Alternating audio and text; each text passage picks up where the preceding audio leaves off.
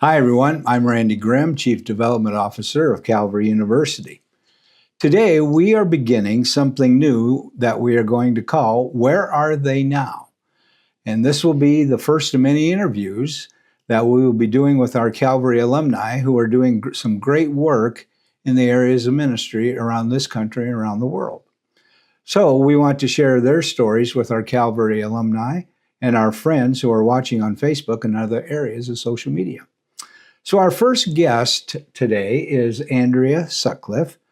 She is a wife, a grandmother. First of all, you're a mother and then a grandmother, Right. living in the peculiar Missouri area, just south of Belton. Andrea has served as a children's ministry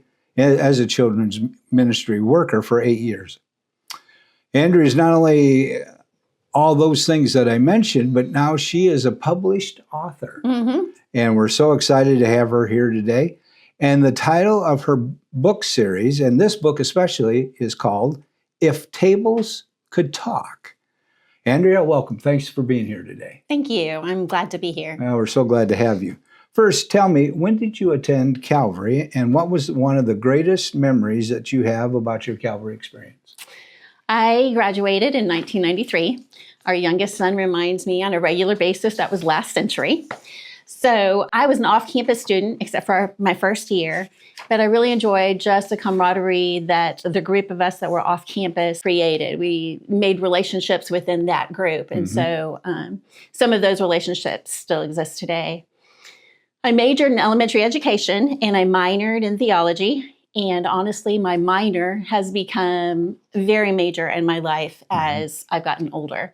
I use it on a constant basis in conversations almost daily, just through guiding children or counseling adults, sharing the gospel with someone at a funeral that happened just a couple weeks ago. Okay.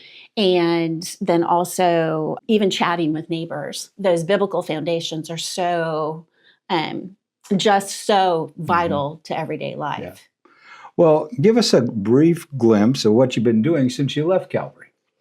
Since I left Calvary in 93, my husband and I were married just a couple months after I graduated. And we have been in paid ministry the majority of our marriage. The rest of the time we were in ministry, but we just weren't paid. Yeah. So we have had quite the adventure, quite the abundant life in Jesus. Abundance doesn't always mean easy. Right. It means a lot of adventure, actually. And some of those adventures have been, we invited my grandmother, she was 98, to come live with us in 2021. She lived with us for 2 years, and she made it to our 100th birthday. Wow. She was actually in really good health, except for the last 10 days of her life.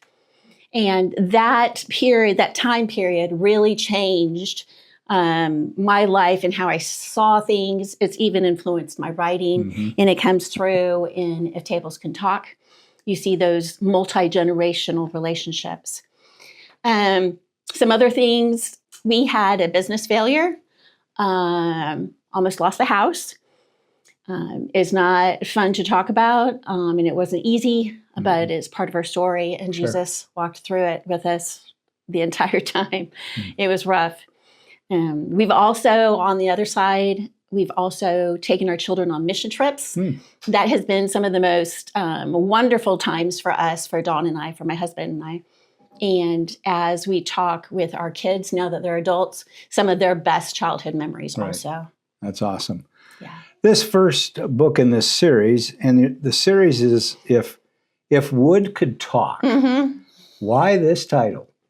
Have you ever been out in the woods and just so far out that you can't hear cars, you can't hear airplanes, Right.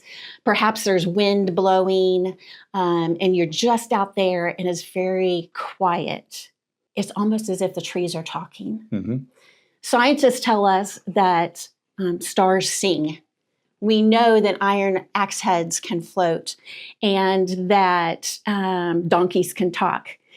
Jesus told the Pharisees that if the disciples weren't worshiping him and praising him, that the rocks would have cried out. Moses was told, he didn't obey, but Moses was told to talk to the rock. All of these things just boggle our minds as adults, but children thrive on this. And it just delights their very soul. So that's the reason that I chose the wood. That's awesome. So what is your ultimate goal in publishing these children's books? My ultimate goal, I have always loved to write. I mean, it's like ingrained in the very cells of my hands and my body. I've always journaled since I was a child. Now I do it mostly for therapy in the ministry. You can relate. Sure. And so I've done homeschool curriculum, verse kits for our church kids now, tried my hand at plays. And now I started writing stuff for children's events. That's where this one started.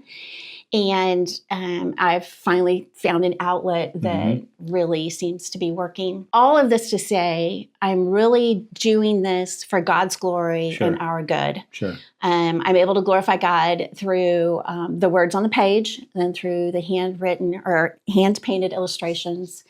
I also, in book one, in this first book, it kind of covers American history in a general format. In book two, the one that I'm working on right now, What Happened to the Chair, I am highlighting the life story of David Bulkley, who is the founder of City Union Mission here in Kansas City. I have gotten his granddaughter, Julie LaRocco.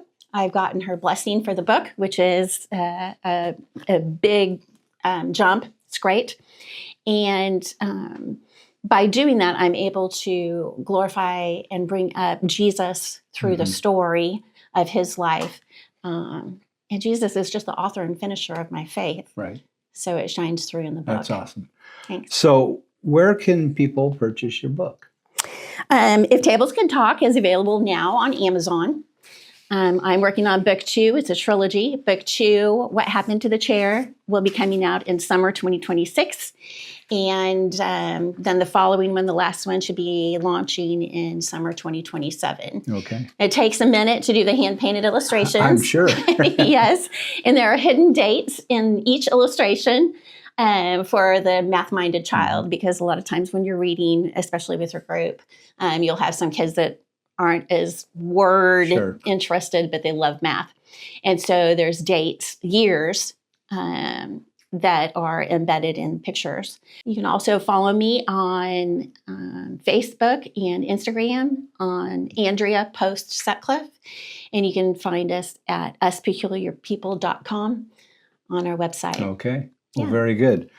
Well, Andrea, thanks for being here today. We really do appreciate it. You're the first one in this series of Where They Are Now. And this is an exciting adventure for you. I know it is. And so we continue to pray for you as you continue to write books. Thank you. For these kids. And so, and the impact that they'll have on children and even their parents. That'll be such a great thing. We know our alumni out there are doing some great things in the ministry. And so I would encourage you to contact me, and we would love to do an interview with you. And once again, we want to thank Andrea for being here with us today. And as we said before, this is the first in this series, Where Are They Now? I'm Randy Grimm, and thanks for watching this very first episode of Where Are They Now? Thank you.